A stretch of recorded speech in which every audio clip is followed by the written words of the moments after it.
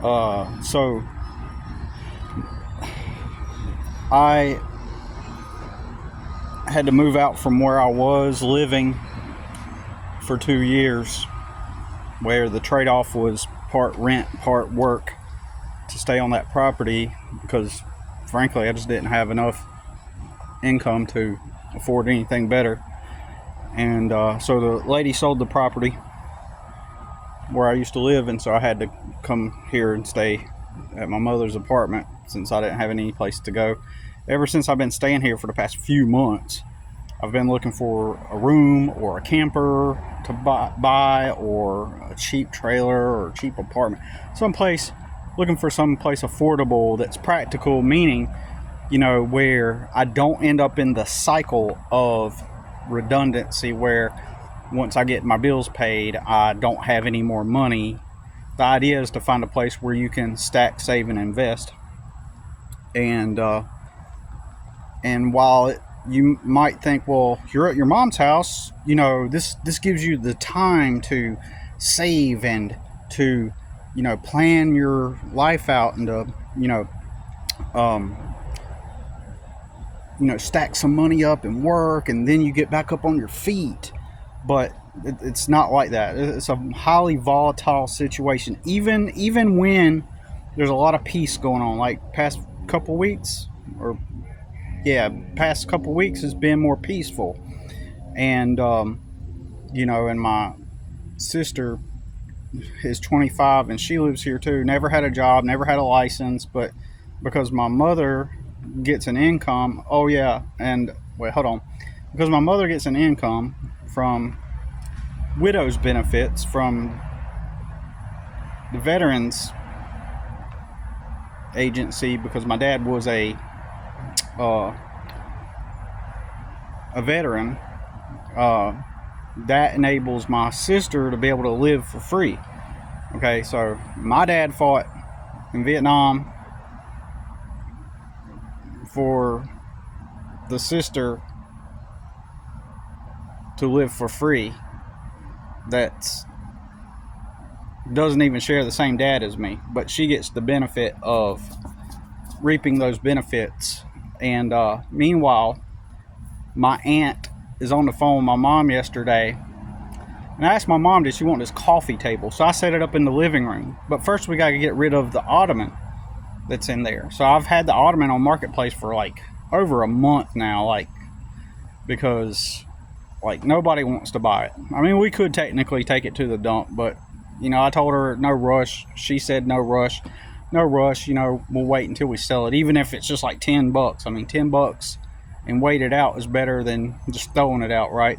So it's not like some kind of urgent necessity or need, it's nothing like that. So on the side, that coffee table is standing up sideways next to a closet door. And so once we sell the ottoman, then we'll get the we'll put the coffee table in its place. That's the idea. So yesterday my aunt's on the phone with my mother, the same stupid bitch that I had to chew out before, and who I've continuously have had to chew out all of my life virtually, once I became an adult and realized that she's just a cunt fucking bitch, right?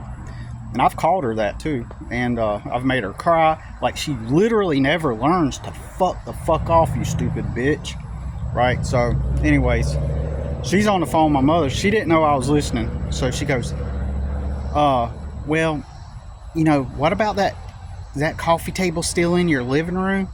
And she said, yeah. And she was like, well, if it were me, I'd be telling them that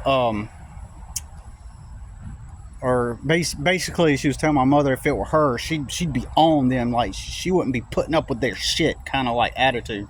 Once again, this time I didn't chew her out or bitch her out. I just didn't feel like it, putting her in her place.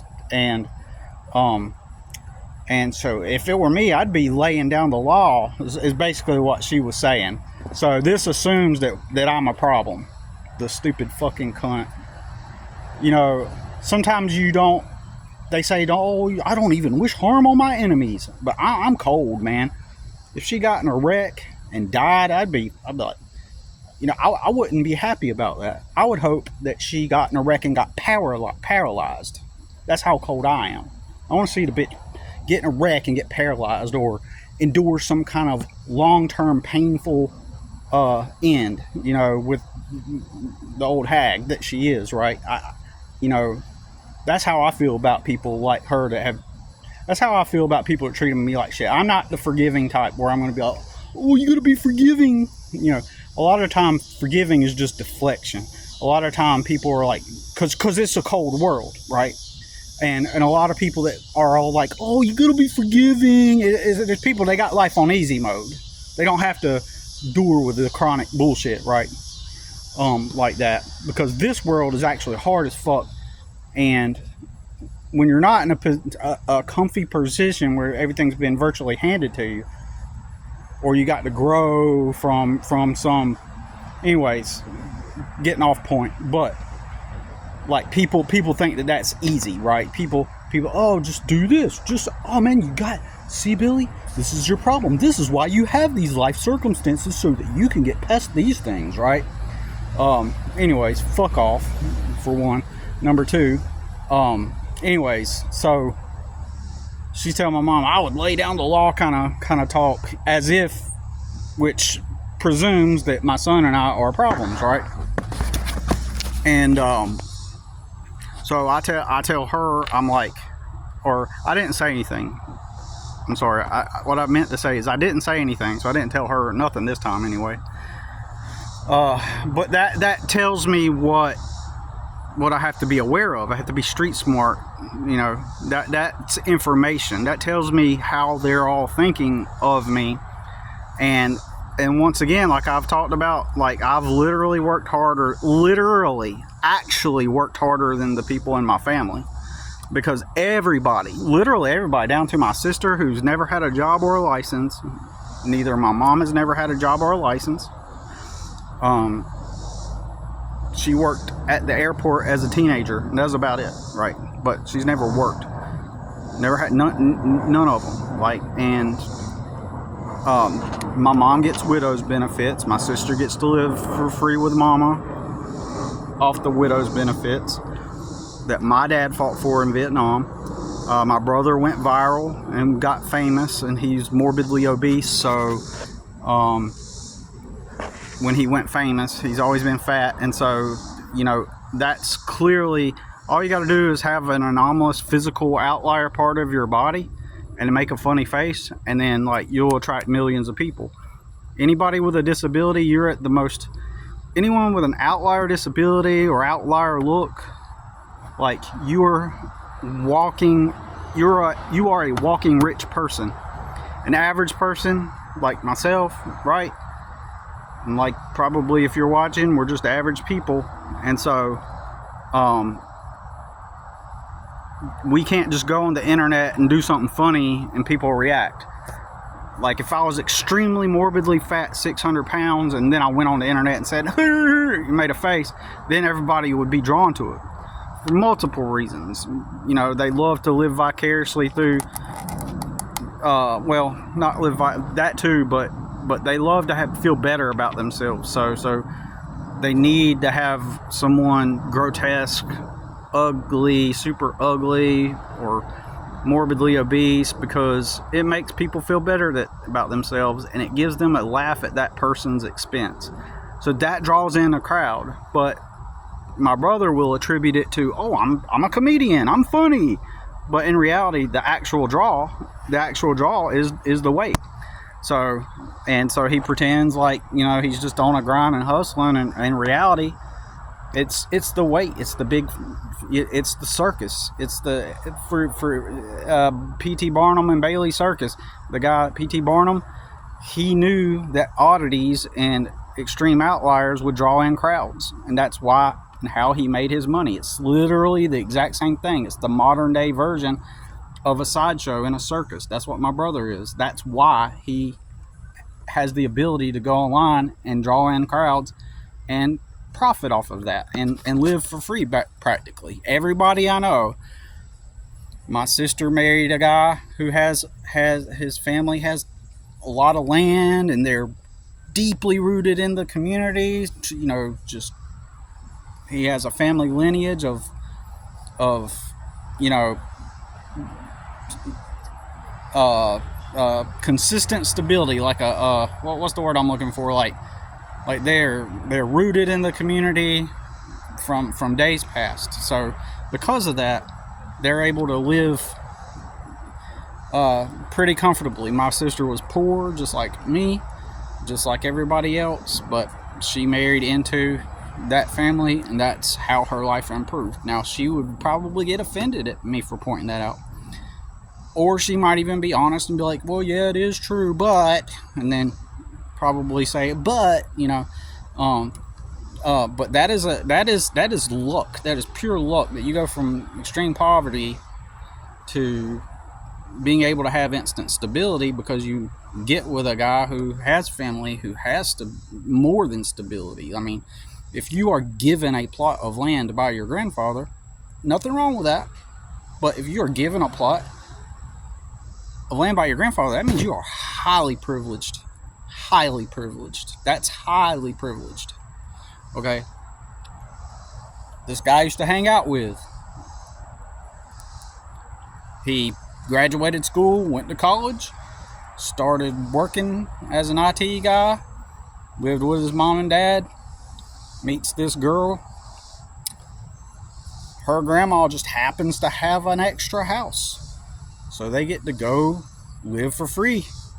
Basically, at most they might help with the taxes on the property or the maintenance, but basically it's like nobody's out here like working hard to get to where I got, and that's where people get offended. And people want to still, despite all the privilege and all the good luck, people still need to attribute their disposition in life to it having been down at the bottom barrel and worked your way up. And the fact of the reality is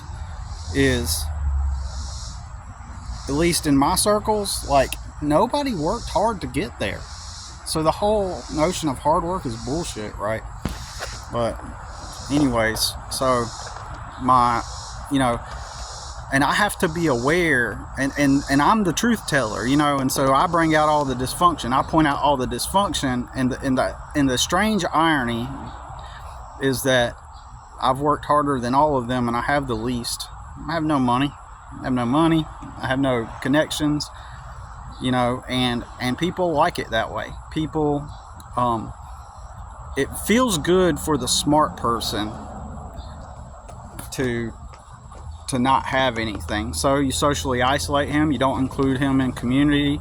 You keep him at a distance, and so that deprives you of the resources that you would have if you were considered normal, right? So it's an unspoken thing. It's a silent thing, and it's like they'll leave you to flounder, whereas if it were someone else, they would have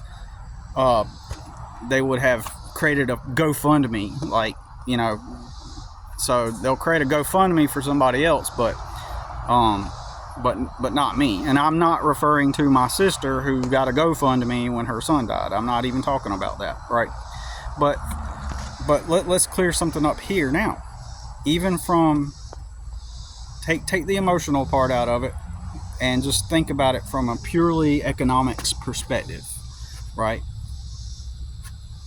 She had to have a funeral, and she had to do, well, she didn't do a funeral, but she had to do like a cremation, obviously.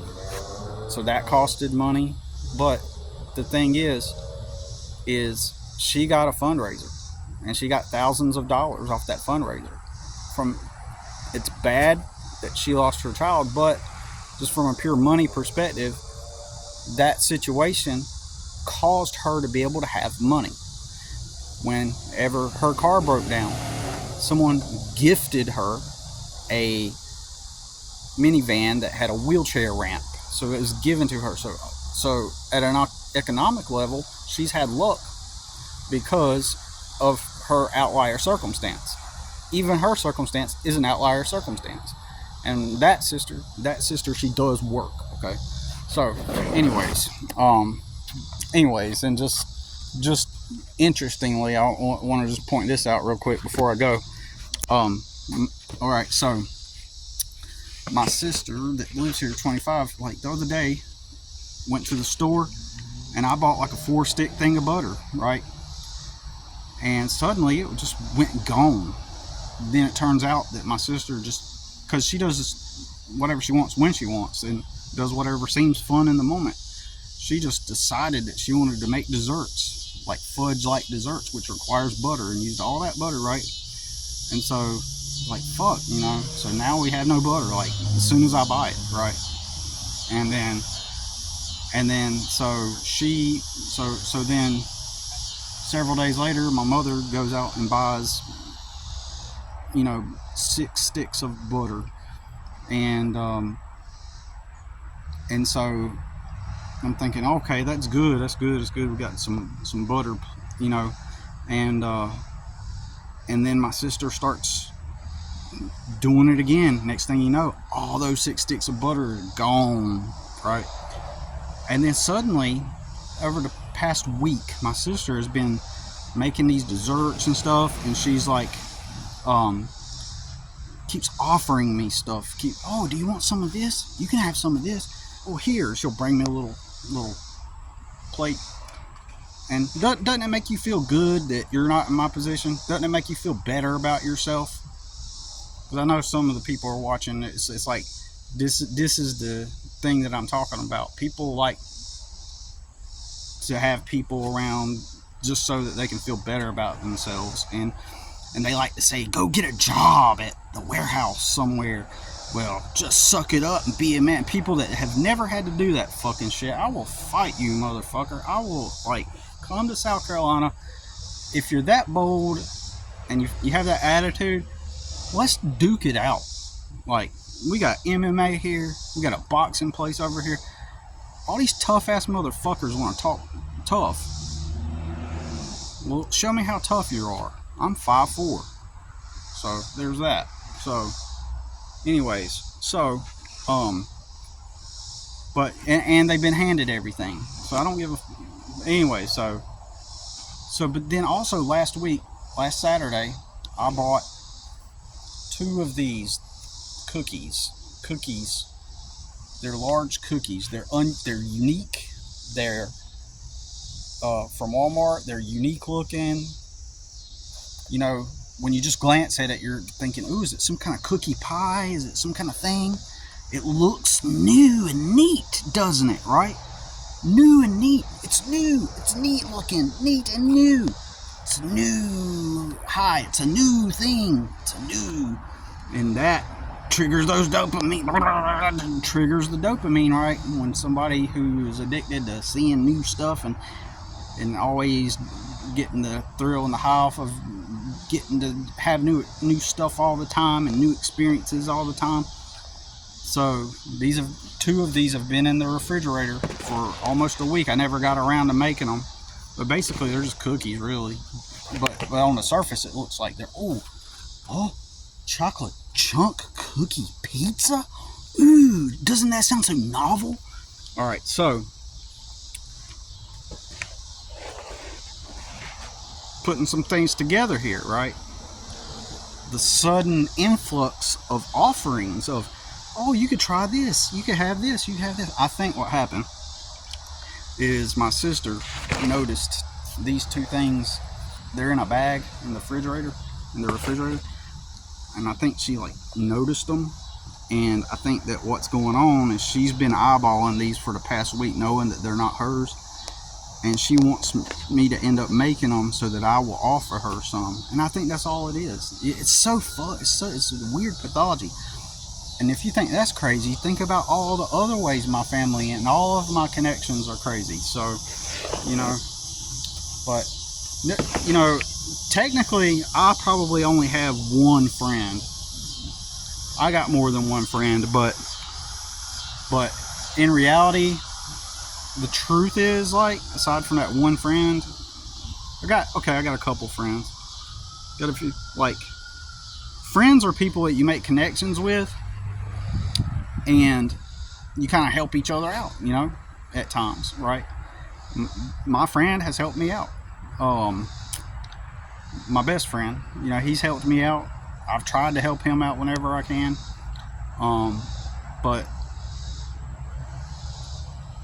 But it's like, if you're not technically, I don't have friends, other than that, right? And my friend, we don't get to see each other, right? We never get to see each other. Okay, so, and it's just life circumstance. But the fact that he's helped me out,